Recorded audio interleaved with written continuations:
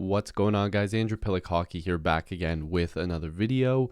Today we're going to be touching on the Wayne Simmonds signing again. I know we made a video literally right before he signed, but we're going to look at Freddie Andersen, Morgan Rielly, and some possible other moves that the Toronto Maple Leafs could be making next. But if you are new to this channel, I'd really appreciate it if you like this video and subscribe. If you don't feel like subscribing right now, liking the video definitely helps. But yeah, supporting the channel would be great. Definitely does help me a lot. And thank you to all the new viewers on the channel recently. But the other day we made a video on Wayne Simmonds and talking about the fact that he might be coming back on a one-year deal. There were some rumors that Elliot Friedman was saying on 31 Thoughts, basically talking about the fact that Wayne Simmonds and the Toronto Maple Leafs were very close to a deal. By the way, is he going to have to switch that to 32 Thoughts pretty soon? Anyways, very random. But Wayne Simmonds is the type of guy where Leaf fans were kind of split on him last year. And by the way, if you didn't hear the news, Wayne Simmonds signed a 2-year, $900,000 AAV. So he's getting paid $900K every year. I predicted that he would be getting paid $900K, but I didn't specify how many years. So technically, I'm only half right with the prediction. But I figured he would get less than $1 million, but probably not league min. He's taking a little bit of a haircut off of his last pay that he was given, his last contract. So 1.5, and then he's at 900K now. I kind of like the deal, but Leaf fans were really happy when he was coming in, and anybody can go in the comments now. All you have to do is go back to my video that I made when Wayne Simmonds signed, and just go on Twitter and find out when Wayne Simmonds signed. Leaf fans were very happy about that signing. It was before anybody knew how good Corey Perry would end up being for Montreal, before Simmonds would have a very poor end of his season and playoffs. Simmonds signed here. Everybody was excited. The Leafs got a little more physical. He looked like he was saying he was healthy, everything like that. And he played the start of the season really well. He had 5 or 6 goals really quick. He was good on the power play. He was an effective player. He looked like he got his shot back a little bit, and it was looking really nice. He was getting in some fights, winning those fights, something that the Leafs don't do very often, fighting or winning anything. But then he got injured, and it was never the same. He didn't play the same way after the injury, and Leaf fans got really fed up with him. But the Leafs have to fill out their bottom 6, and more specifically their 4th line. Wayne Simmonds is more than likely going to start on the 4th line, and then hopefully make his way to the 3rd line if he plays like he did in the first half of the season. The Leafs now could move on from Engvall. They could do whatever they want, but I'm going to show you guys again just really quick here. Without signing, obviously, Zach Hyman, I've also brought up Nick Robertson and Timothy Liljegren. Of course, this is how, I'm not saying these are what the lines are going to be like, but the Leafs are more than likely going to be losing Kerfoot to the expansion draft. So they'd have about $12 million without Zach Hyman signed to get about 2 more players. But again, I do believe they're going to be trading one of Mikheyev and Engvall, or both. But definitely this is what the defense will look like unless they decide not to protect Justin Hall and that gets flip-flopped. But they need a backup. They need 2 more forwards, and these need to be significant spots because Simmonds is going to be on the 4th line. Obviously, these guys aren't your top left wingers. This right side is decent if you can get a good 3rd line option. You need a very legitimate top 6 option in one of these 2 lines here.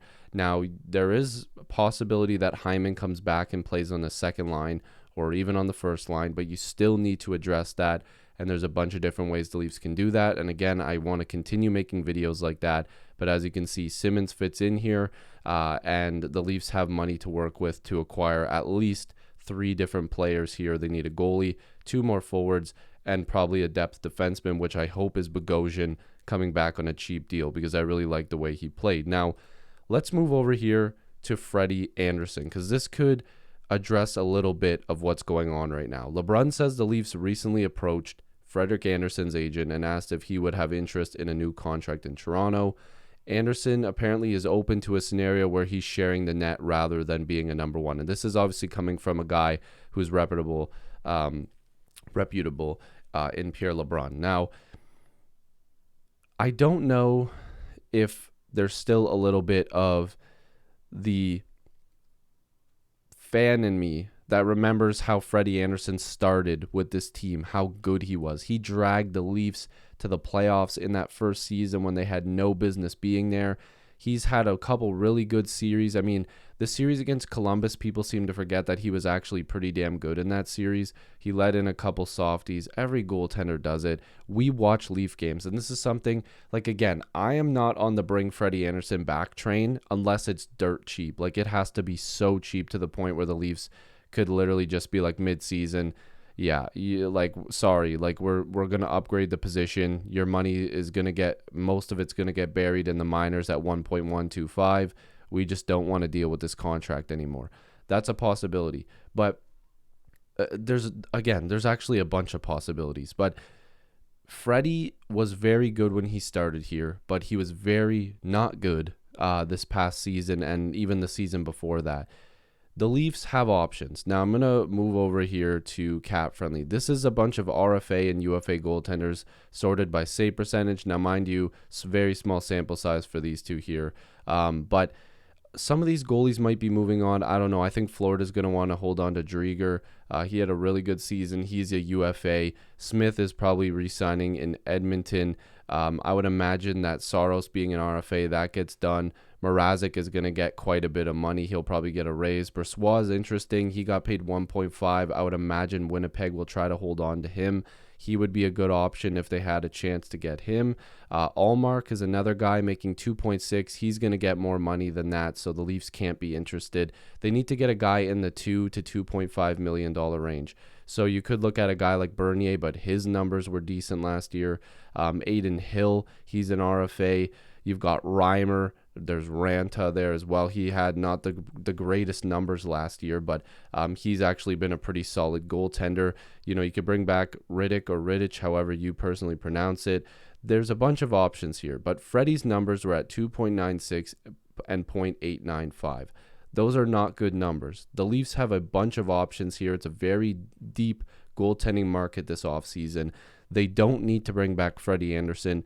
The only way you do it, and Freddie was making like $5 million a season. The only way you bring him back is if you literally get him for like $2 to $3 million. And I don't even want to go over 2.5. So it's like a prove yourself contract. Well, Freddie, you want to stay here? You have to take bottom of the barrel money. Jack Campbell's more than likely our guy. We can't have you here trying to be, you know, getting paid $3 to $4 million or trying to get that, you know, another 1 year at $5 million. The Leafs can't do that. They can't afford to do that. Freddie would be a good second option, but at the same time, you might have the opportunity to get a guy just as good or even better for less money.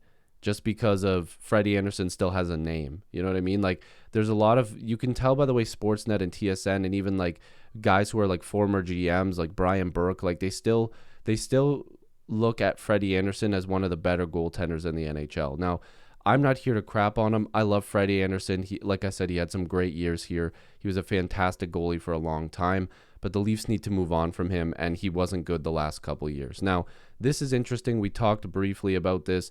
Morgan Rielly is willing to take less money to stay in Toronto. Now, the reason I'm bringing this up, and let's just quickly take a look at his numbers again. Morgan Rielly has been a point producer for the Leafs.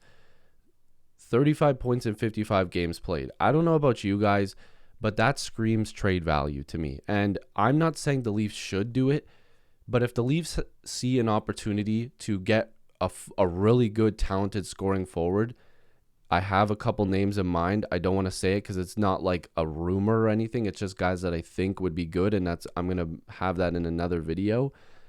But they could upgrade on the forward position and try to go after Hamilton possibly, or another defenseman in the TJ Brody price range, in the $5 million range, and hopefully get that type of production. But it's tough to replace Morgan Rielly in terms of point production. So if you are going to get a guy like Dougie Hamilton, if you're very confident, you know, trading Morgan Rielly is not a problem. But if you trade Morgan Rielly and struggle to replace him, then you don't look so great. The Leafs blue line wasn't a problem in the playoffs. Their blue line was definitely a problem in seasons previous. Dubas has done a good job to really solidify that blue line. You know, Timothy Liljegren and Rasmus Sandin are going to have to get a big boost this year. They're going to have to take a bit of a jump. But the Leafs have a very tough decision to make. And I kind of wanted to end with Morgan Riley's talk because I wanted to leave it up to you guys. First of all, do you want to see me make an armchair GM where I trade Morgan Riley and make upgrades where it's necessary? Also, do you think you should trade Riley? Should we re-sign him if he's willing to take less? Is that a $6.5 million deal? Is that $7 million?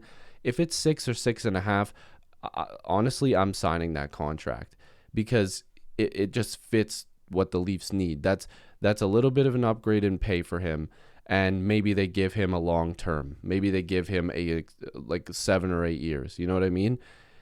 We'll have to see. I'm going to leave it to you guys. What do you guys think? Is Morgan Riley getting traded? Are they going to re-sign him?